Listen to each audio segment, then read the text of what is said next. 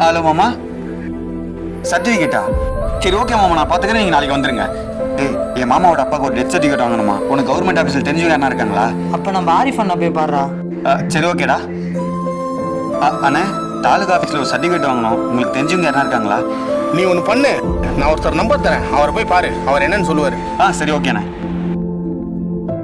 சரிண்ணே.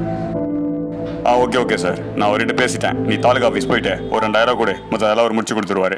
ஓகேண்ணே. Number note பண்ணிக்கோ. சரிண்ணே. மாமா இப்போதான் வரீங்களா? நேற்று ஃபுல்லாக அலைஞ்சி அவன் கை காலையை பிடிச்சி ஒரு வழியாக சர்டிஃபிகேட் வாங்கி முடிச்சிட்டேன். இந்தாங்க.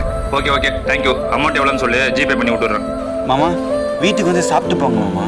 இல்லை டைம் இல்லைடா, வரேன். நம்ம ஒருத்தருக்காக கஷ்டப்பட்டு ஒன்று பண்ணுறப்ப நமக்கு அதுக்கான வேல்யூ கிடைக்கலன்னு போது தான். டே மாப்பிள, பேப்பரில் ஒரு கையெழுத்து விட்டு இருக்கு. எனக்கு வேலை இருக்குது.